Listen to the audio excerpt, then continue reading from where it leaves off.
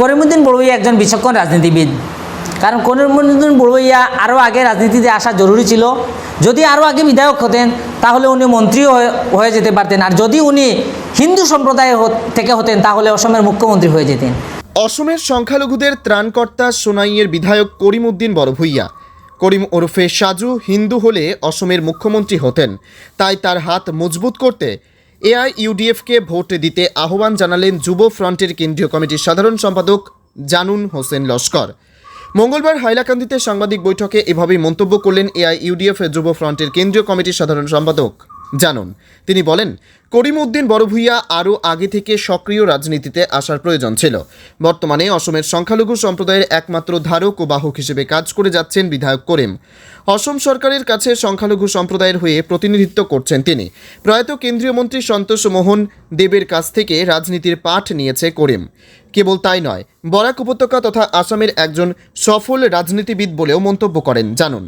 কিছুদিন পূর্বে মন্ত্রী পরিমল শুক্লবৈদ্য একথা স্বীকার করেছেন উল্লেখ করেন তিনি। বিধায়ক করিমের হাত শক্ত করতে তিনি করিমগঞ্জ লোকসভার এআইইউডিএফ প্রার্থীকে ভোট দেওয়ার আহ্বান জানান। জানুন বলেন, কংগ্রেসের কোনো অস্তিত্ব নেই, ওরা বিজেপির বি টিম হয়ে কাজ করছে। এখানে এআইইউডিএফ মজবুত, দলের বিধায়করা সবসময় জনগণের পাশে রয়েছেন। রাত দিন একাকার করে দলের কাজ চালিয়ে যাচ্ছেন দলের বিধায়করা। সোনাইয়ের বিধায়ক করিমউদ্দিনও দলের কাজে সেরে রমজানের সেহরি খেয়ে বাড়ি ফিরেছেন। এআইইউডিএফ প্রার্থী শাহাবুল ইসলাম চৌধুরী ওরফে পারুল 2.5 লক্ষ ভোটের ব্যবধানে জয়ী হবেন বলেও দাবি করেন জানুন। 2021 নির্বাচনে সোনাই সমষ্টির জনসাধারণ উজাড় করে ভোট দিয়েছেন করিমউদ্দিন বড়ুইয়া সাজুভাইকে, আপনারা জানেন। এর বিপক্ষে গিয়ে আমার আমিনুল ইসলাম মাননীয় ডেপুটি স্পিকার ছিলেন, উনি যে কেস করেছেন এই কেসের রায় উনি পেয়ে গেছেন।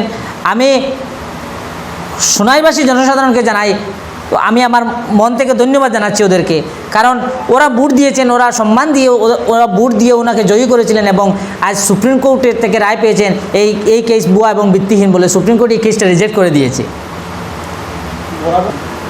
দেখেন, করিমউদ্দিন বড়ুইয়া একজন বিচক্ষণ রাজনীতিবিদ। কারণ করিমউদ্দিন বড়ুইয়া আরও আগে রাজনীতিতে আসা জরুরি ছিল। যদি আরও আগে বিধায়ক হতেন তাহলে উনি মন্ত্রীও হয়ে যেতে পারতেন, আর যদি উনি হিন্দু সম্প্রদায় থেকে হতেন তাহলে অসমের মুখ্যমন্ত্রী হয়ে যেতেন। কারণ আপনাদের সবাই জানা আছে সন্তোষ মোহন দেবের সঙ্গে উনি রাজনীতি করেছেন, আপনারা সবাই জানেন। যদি সেই সময় থেকে উনি সক্রিয় রাজনীতিতে যোগদান করতেন তাহলে আজকে উনি বহুত উচ্চ পর্যায়ের লিডার হতেন। এখনও আসামের সংখ্যালঘুদের একমাত্র যদি কোনো নেতা হনতে তাহলে করিমউদ্দিন বড়ুইয়া সাজুভাই। উনি মুখ্যমন্ত্রীর হয়ে কাজ করেন নাই, এটা ভুয়া এবং ভিত্তিহীন। উনি মুসলিম সমাজের হয়ে কাজ করছেন। উনি আসামের সকল মাইনরিটির স্বার্থে উনি যে কোনো সময় কেন্দ্রীয় স্তরের, রাজ্য পর্যায়ের স্তরের যে কোনো নেতার কাছে উনি যেতে পারেন, কারণ উনি জনপ্রতিনিধি, উনি মুখ্যমন্ত্রীর মানুষ। এটা ভুল কথা, এটা ভুয়া এবং ভিত্তিহীন। উনি আসামের জাতির স্বার্থে উনি যে কোনো জায়গায় বসতে পারেন। উনি একজন কেন্দ্রীয় স্তরের নেতা। যদিও উনি বরাক থেকে বিধায়ক, বরাকের সোনাই সমষ্টি থেকে বিধায়ক, কিন্তু আমাদের কাছে উনি আসামের একজন সংখ্যালঘুর একজন ত্রাণকর্তা উনি। এবং উনি যদি আরও আগের সক্রিয় রাজনীতিতে আসেন তাহলে বরাকের রূপকার মনোলোক চৌধুরীর উত্তরসূরি হয়ে যেতেন। আমাদের দল সর্বভারতীয় সংযুক্ত গণতান্ত্রিক মোর্চা, আমাদের দল এই লাঞ্ছিত বঞ্চিত নিপীড়িত জনগোষ্ঠীর দল। আমরা সবসময় মানুষের পাশে আছি। বরাক উপত্যকায় আমাদের দল প্রার্থী দিয়েছে করিমগঞ্জ হাইলাকান্দি লোকসভা কেন্দ্রে। আমরা আসামের 3টি লোকসভা কেন্দ্রে প্রার্থী দিয়েছি। ইনশাল্লাহ আমাদের জয়ী হবে এবং করিমগঞ্জ হাইলাকান্দি লোকসভা কেন্দ্রে আমরা রেকর্ড ভোটে জয়ী হব। ব্যুরো রিপোর্ট, গণ আওয়াজ, হাইলাকান্দি।